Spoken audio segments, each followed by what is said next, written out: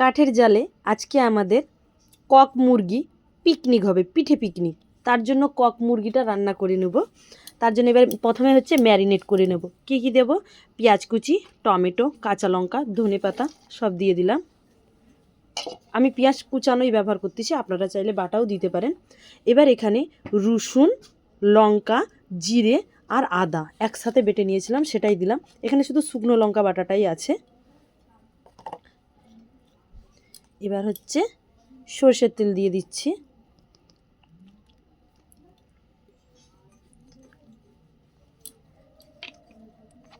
এবার হচ্ছে এখানে হলুদ দিয়ে দিচ্ছি। আমি একবারে দিয়ে তারপরে সব একসাথে মাখাবো। লবণ দিয়ে দিলাম, আপনারা পরিমাণ বুঝে লবণটাও দিয়ে দিবেন। দিয়ে এবার হাতে করে মাখানোর, যত মাখাবে ভালোভাবে তবে কিন্তু টেস্টটা ভালো হবে। এবার যতটা পারবে ভালোভাবে সব মাখাবো। এটা কক মুরগি, এটা মাখিয়ে যদি আপনাদের হাতে সময় থাকে রেখে দিবেন। আর এই মুরগি হতে কিন্তু একটু সময় লাগে, আর খেতে কিন্তু ভীষণ স্বাদ হয়। তো দেশি মুরগির থেকেও রান্না যদি ভালো হয় না, দেশি মুরগির থেকেও খেতে কিন্তু বিশাল লাগে। ভালো করে মাখিয়ে নেব।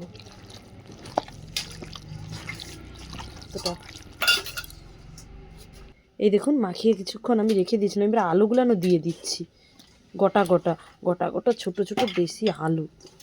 এগুলো দিয়ে মাখিয়ে খেলে না ভীষণ, আপনারা ভেজে চাইলে দিতে পারেন, কিন্তু আমি একই সাথে মশলার সাথে মাখিয়ে নিচ্ছি, তাহলে খেতে আলুটাও কিন্তু দুর্দান্ত লাগবে। যতক্ষণ পারবে হাতে ভালো করে কিন্তু মাখাবে। এই দেখো মাংসের আলুটাকে ভালো করে মাখিয়ে রেখে দিয়েছি। এই যে কড়া গরম করে নিয়েছি, কড়াতে তেল দিয়ে দিলাম। ওখানে তেল দেওয়া আছে তাই এখানে আর বেশি লাগবে না। কড়াতে সরষের তেল গরম করে সামান্য চিনি দিয়ে দিলাম। এই যে দেখুন চিনিটা ফুলে উঠেছে, তখন গোটা জিরে, তেজপাতা আর শুকনো লঙ্কা দিয়ে দিলাম। যেগুলো এবার খুব ভালোভাবে ভাজবো। সত্যি বলতে কাঠের জালে না রান্না করে যে কী মজা। আমাদের সত্যি বলতে বাড়ি ঘর হচ্ছে তো, সেই জন্য কাঠের উনানটা আর ব্যবহার হচ্ছে না, সব এখন ভেঙে চুরে গেছে। সেই জন্য এখন হচ্ছে এই জায়ের বাড়ি এসে আজকে তাই কি আনন্দ হচ্ছে, উনানে অনেক দিন পর রান্না করে। এবার মাংসগুলো দিয়ে দেবো। সবাই জায়ের বাড়িতে আমার হাতের সব চিকেন খাবে, তাই চিকেনটা রান্না। আর এইটা হচ্ছে কক মুরগি, এটা কিন্তু রান্না করতে সময় লাগবে। ঢেকে কিন্তু রান্নাটা করবো। প্রথমে এমনি একটু নেড়ে নেই, আর দেখুন গোটা আলু দিয়ে ও এটা ভাত। আর আজকে তো পিঠের সাথে দেখছেন এত সুন্দর জাল জ্বলতিছে। আমার যদি হাতের কাছে জিনিস থাকে না, এরকম উনান থাকে, সারাদিন শুধু উনানেই রান্না করবো যদি আমাকে দিয়ে দেয়। দেখুন আমি কিন্তু কিছুক্ষণ কষিয়ে নিয়েছি। নেওয়ার পর এবার কিন্তু আমি এটা ঢাকা দিয়ে কষাবো। ঢাকা দিয়ে দিচ্ছি। এবার প্রচুর জাল দেবো।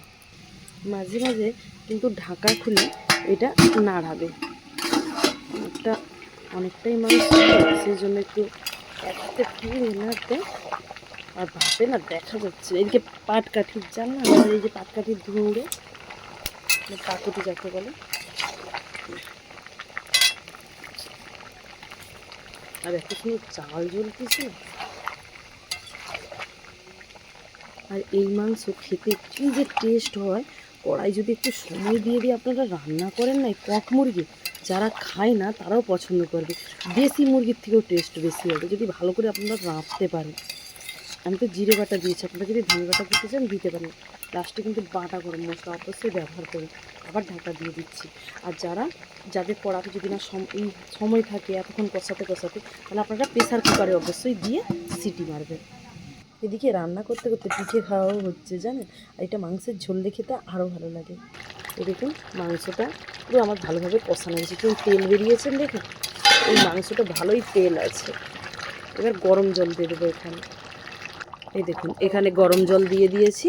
এবার কিন্তু আবার ঢাকা দিয়ে দেবো। আপনারা লবণটা টেস্ট করে নেবেন। আমি যা দিয়েছি একবারে মাপেরই হয়ে যায়। এবার লাস্টে একটু জলটা মরে যায়, আমি টেস্ট করি। দেখুন মাংসটা হয়ে গেছে। এবার গরম মশলা দিয়ে নামিয়ে নেব। এই দেখুন গরম মশলা দিয়ে দিয়েছি। এবার মাংসটাতে যে মিশিয়ে নামিয়ে নেব। দেখুন আমার চিকেনটা খুব সুন্দর হয়ে গিয়েছে। আর এত সুন্দর কাঠের জালে রান্না হয়েছে, এত সুন্দর গলেছে।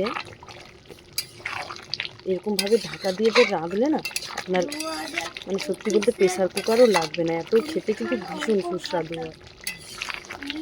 আর আমার যদি রান্না ভালো লেগে থাকে আপনারা সবাই ভালোবাসা দিবেন আর এইভাবেই সবাই সাথে থাকবেন। নমস্কার।